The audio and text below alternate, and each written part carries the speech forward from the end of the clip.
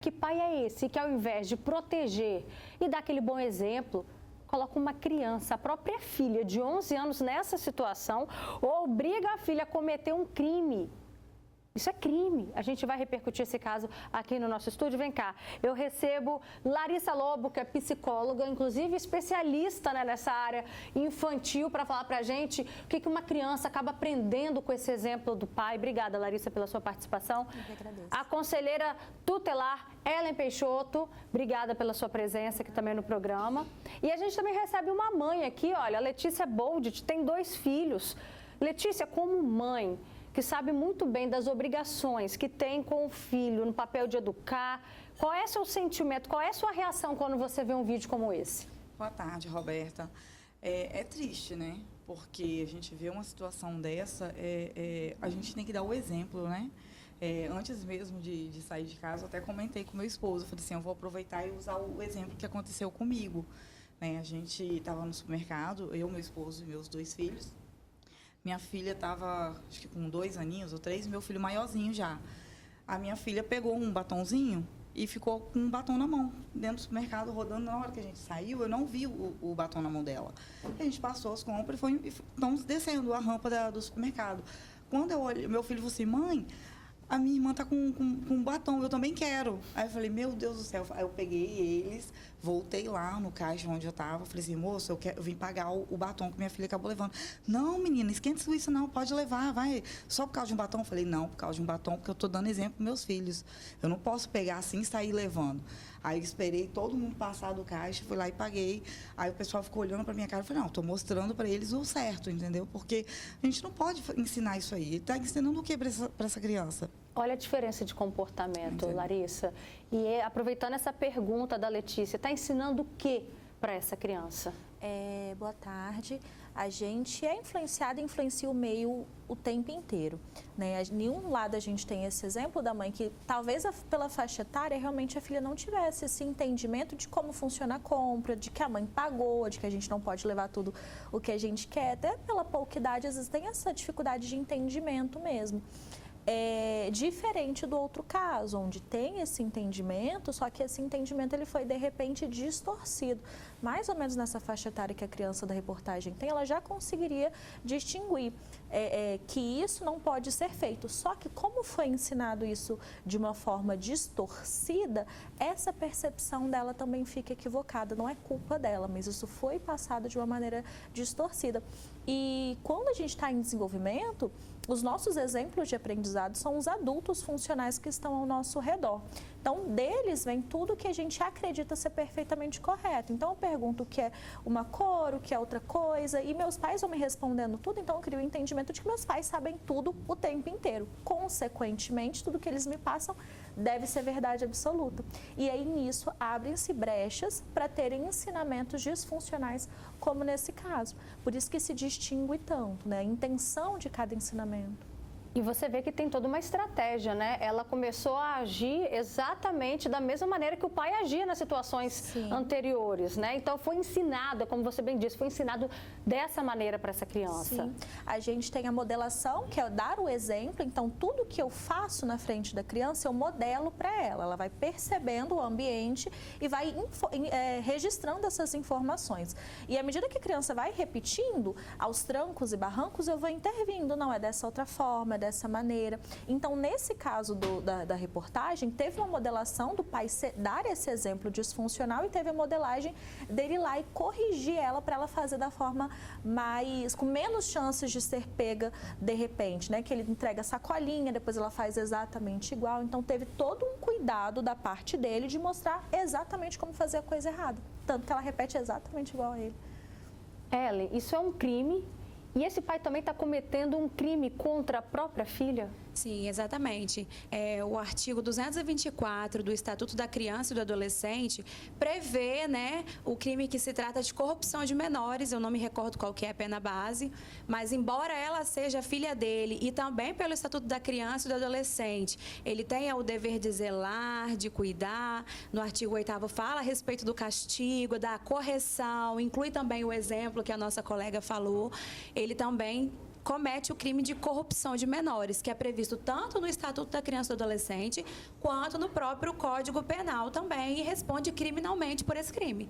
Casos assim, como a gente está aí mostrando, né, são maiores, acontecem com mais frequência do que a gente imagina?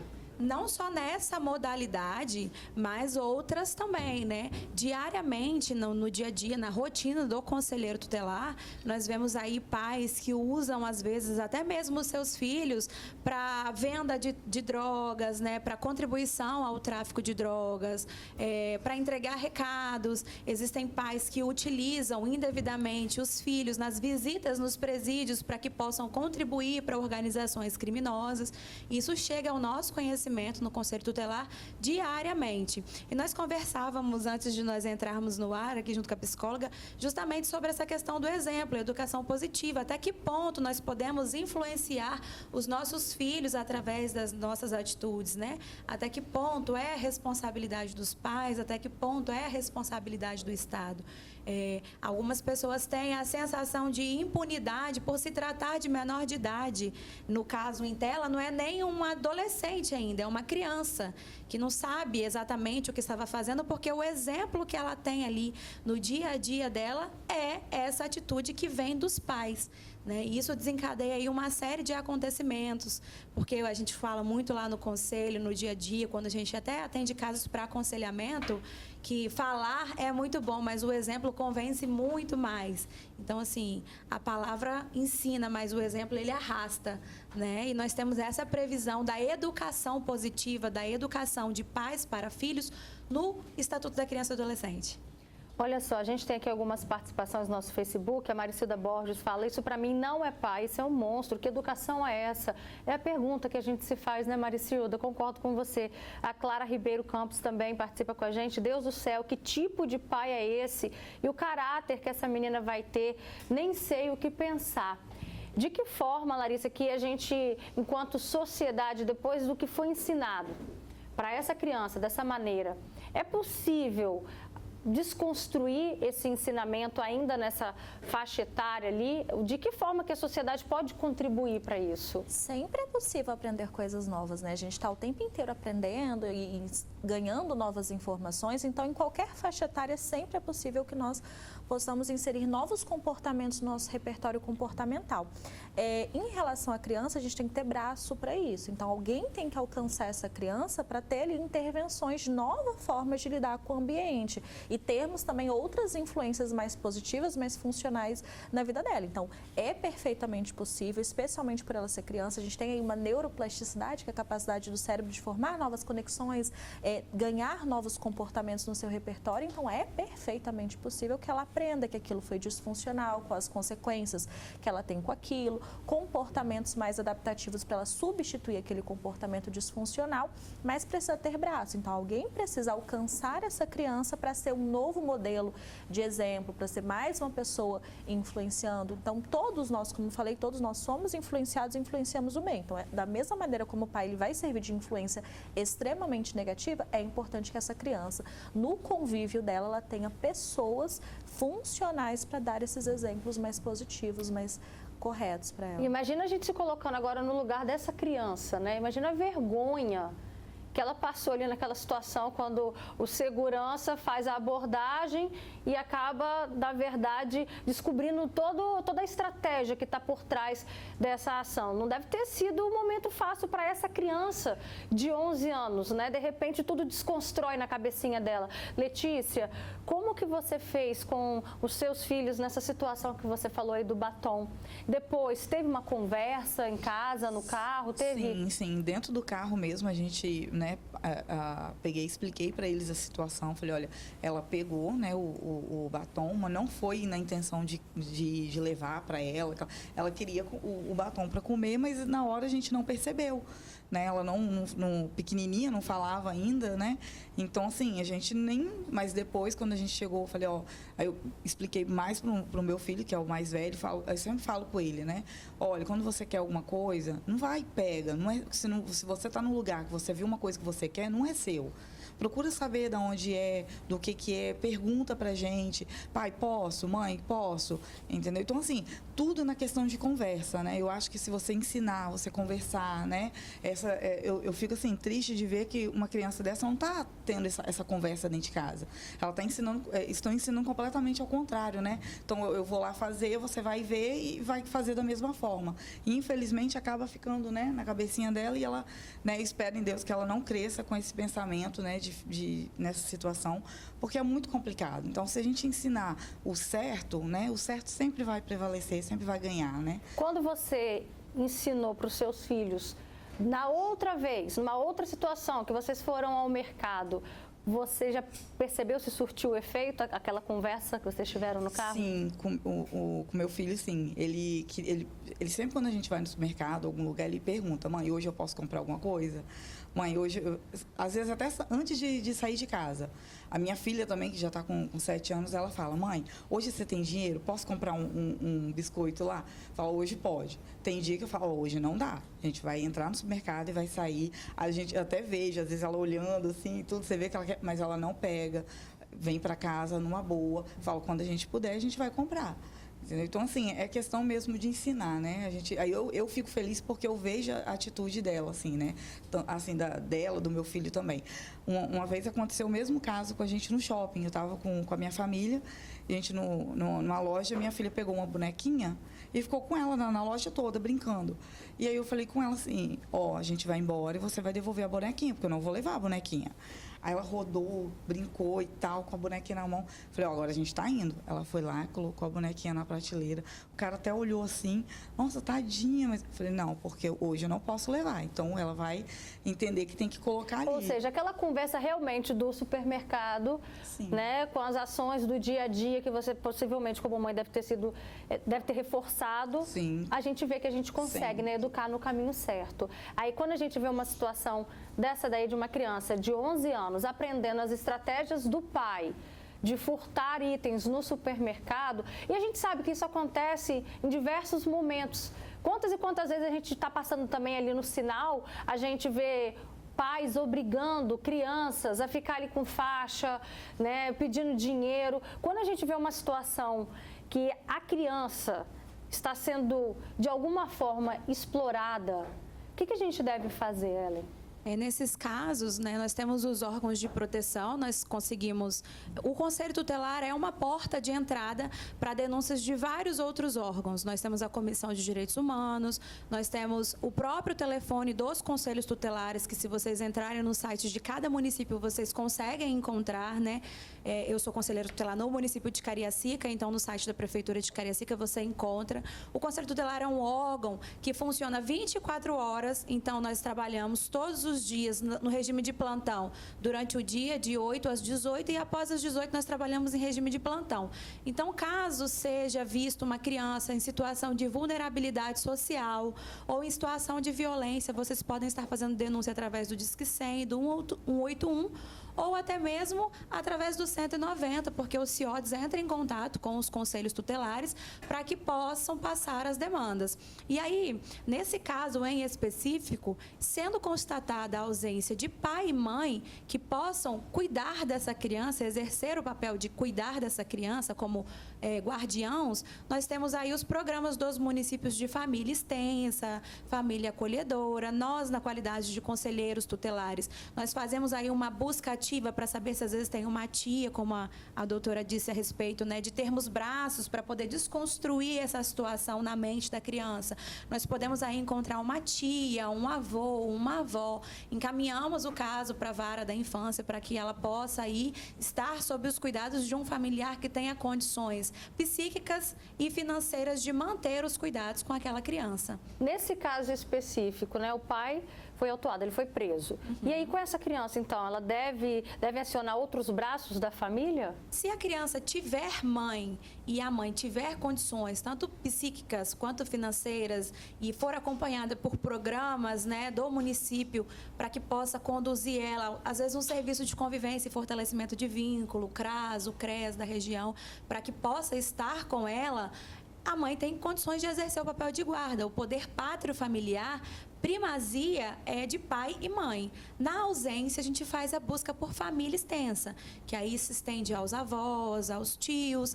Em caso de não ser encontrado ninguém que possa exercer de fato esse poder patrofamiliar aí, de cuidar, de guardar aquela criança, aí sim nós fazemos um trabalho de acolhimento institucional, que é uma previsão também no artigo 93 do Estatuto da Criança e do Adolescente.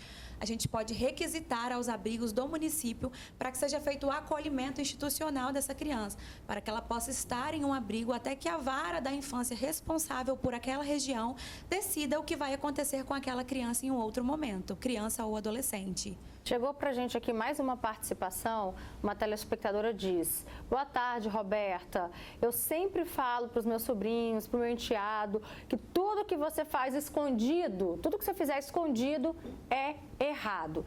Não precisa ninguém falar que está errado. E aí tudo que é certo, olha aí, tá vendo? Tá aparecendo na sua tela.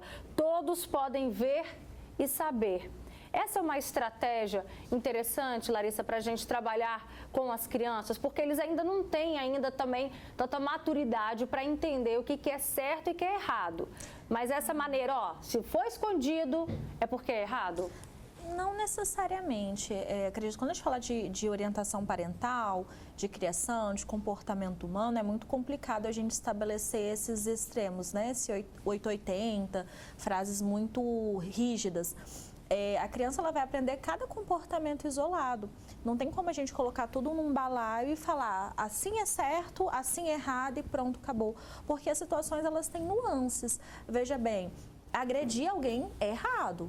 Se a pessoa está te agredindo de volta, o que é o certo e errado? Então, a gente não vai entrar nesse ponto em específico, mas só para exemplificar de como isso pode ter nuances. Então, se a gente tenta ensinar isso para a criança de uma forma muito generalizada, corre o risco dela não aprender da forma correta, ela não aprender como deveria. Então, o ideal é que a gente vá fazendo a intervenção comportamento por comportamento e sinalizar, olha, este comportamento errado por conta disso e disso e disso, essas consequências que você vai ter são essas, e a gente pode substituir por um comportamento alternativo. Então, a gente sempre orienta, em questão à educação parental, aqui, você sinalize o comportamento que está errado, por que ele está errado, porque a criança precisa ter um entendimento do porquê que aquilo não pode se repetir, sinalize as consequências disfuncionais daquele comportamento e dê um comportamento alternativo para ela aprender. Então, é um pouco complicado a gente falar de uma maneira muito generalizada. Né? O ideal é que você realmente vai fazendo as intervenções comportamento a comportamento. Olha só, tem um comentário aqui da Marina Peniche também muito interessante. Ela fala, desculpa, eu vejo de outra forma. A criança sabe sim das coisas erradas, mas pelo pai que tem, a criança pode ser obrigada a até fazer coisas erradas por causa de um pai desse, com um mau exemplo.